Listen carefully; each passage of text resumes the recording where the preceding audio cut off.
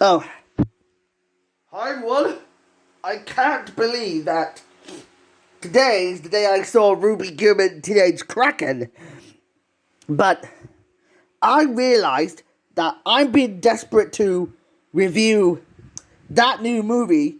Although next month I will review TMNT Mutant Mayhem once it comes out on Virgin Media TV in August 2023. Even though 2023 is almost coming to an end by New Year's Eve, it's about time we have to get this movie done. So I've learned that development of the movie originally started 2 years ago in 2021 when a film originally called Meet the Gillmans, in which Paul Tibbitt was announced to be director. Even though Pam Brady was confirmed to write the film, they said that this film was very different to that of Shark Tale. Although it's vastly different to that of The Bad Guys and normally just Puss in Boots: The Last Wish, but it's kind of imaginative to discover what went crazy with this movie. Well, this movie may not be based on a book, but even though it's the 45th overall feature film ever made, this was Jaboki Young White's third animated film, which counts from his two previous films, Ralph Breaks the Internet and Strange World. Speaking of that, Sam Richardson was in talks to get involved in this movie, where the character whose father goes back to generations struggles to talk about school crush. Well, this whole school crush situation is kinda unique of what most children get from these types of TV shows, and there was the one I remembered watching, Wayside, when I was a kid. That plot of Ruby Gillman is like Wayside meets Little Mermaid. Now, speaking of Little Mermaid, I've understood that this movie is where Kirk D. Mickle also did Vivo and Space Chimps, even though Sony Pictures Animation was convinced to get involved, but they said no. Because Nicole Byer also did Bob's Burgers movie as well, but I hadn't seen that movie because I never watched Bob's Burgers. Even though this was an attempt to experiment to feature a female male antagonist throughout the past 23 years. Even though this movie was expected to come out around an original release date. Well, there are some release date changes that it was gonna come out on March 17th, 2023.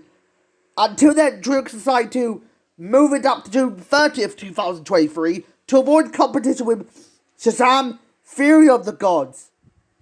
But I've learned that just because they didn't want to collide with a superhero film, for a computer-animated action comedy film, they said that this film had some interesting ideas to take a jab at Little Mermaid.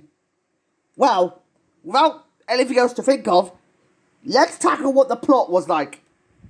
Well, the plot is simple. Ruby Gillman, it was this school student who goes to Oceanside High School, in which her family of Krakens have protected a staff that they sealed away called the Trident of Oceanus, in which the evil Narissa, who is the Mermaid Queen, was desperate to steal that staff to take control of the waves. Even though she disguises herself as a mermaid named Chelsea, who is a blatant parody of Ariel from The Little Mermaid, this is where things get really complicated. As I noticed that Connor finds himself falling in love with Ruby, he learns that this entire prom would be a ruse set up by Chelsea in what she's plotting to take control of Oceanside with the Trident itself. However, Golden Lighthouse is somehow after Chelsea with the help of her brother and her dad and her uncle, in what her mother Agatha discovers why she feels sorry, or what Grandmama told Ruby how to make fun of Disney. Now, let me get this out of the way. Let me try and discover what the story is like. The story of this movie takes a few jabs coming what Gillman said. He said that there were many John Hughes films, well, I've not watched a John Hughes film, but the concept that was interesting is that Easy A, Lady Bird, and Booksmart were inspirations to this film, even though they wanted to give Ruby the body of an octopus, bringing the curviness and to all the design language of the film, from the cars to the underwater world. Wait a minute. I noticed that this movie was dedicated to Nick Lewandowski, who passed away. I noticed this was they've done this in Cars back in 2006 when it paid tribute to Joe Rapt, who was killed in a car crash in 2005. Speaking of that, the underwater world in Ruby Guaranteed's Kraken appears to be kinda like a portal linking. I remembered what the linking between those two movies are they're dueling for each other. But I've learned that the funniest thing is that it's bombed at $17.2 million on a budget of $70 million. And the worst part is that, the Kraken Kingdom has no idea why Oceana wants to stop a mermaid from taking control of the waves. As I noticed, this was appropriate for families, as opposed to not having dire destiny offending everyone. We noticed there were some crazy qualities of what went wrong with this movie. The funniest thing is that Ruby discovers that Chelsea wants nothing more than to steal that trident so she can reveal her true colours. And she's been tricked into trusting a mermaid as her best friend. And they realise it's time to let go of her. And they said, "Oh dear, we have no idea to think of. But we got a better idea to believe. Do you believe in mermaids? Because this feels like what I saw in Worms Open Warfare 2. The one where you have to play around with pirates. Now, speaking of pirates, I've got some pirate boat Scotty. Discover what the boat Scotty of the Caribbean is like.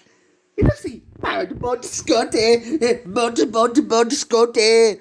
Scoot that boat anywhere I can imagine. Now, the other problem about this movie is that Chelsea crossed this line of what Modern Warfare from Call of Duty had. Yeah, speaking of Call of Duty, since I'm not playing that game, now let's try and deal with another sticky situation. I don't remember why I've not played Call of Duty, but the funniest thing about the problem with this movie, like a Draco leather pants, that Chelsea was a depraved mermaid trying to take control of the mermaids. And then the worst part is that why more Event Horizon happened when Ruby was 16 years old. Chelsea reveals her name to be Nerissa as the Trident's true wielder, and her brother Sam realizes that Chelsea's no longer useful to Ruby anymore. And they said that they're just rooting for the Empire, and they're trying to make a Star Wars meets Avatar The Last Airbender sort of situation. If they're trying to abandon ship, it feels like they're trying to copy and rip off a lot of ideas from Titanic, where a high school prom on a yacht didn't sound like a good idea, where a giant mermaid, they're trying to rip off Godzilla. Hey, Godzilla for you.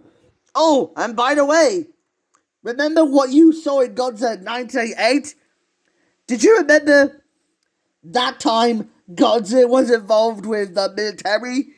When they were trying to cause what the military caused massive amounts of damage on New York City, except for the World Trade Center, which ended up getting destroyed on 9/11 for some reason. Yeah. Because I know that Ruby Gillman movie doesn't have anything to do with 9/11 for some reason. So, the worst offender of the movie is, well, the pop culture references weren't quite great, but the best offender is the animation. It's quite watercolored and even cel-shaded like in Nimona. And that's okay. And I've been noticing this was a fun ride for me to enjoy for as long as I hate High School Musical. Yeah. Now to wrap things up, I've got to get this done because I have no problems believing myself. And did I just farted? Oh man. Okay. I don't understand. I can't remember myself. No. I don't see what I can imagine, but...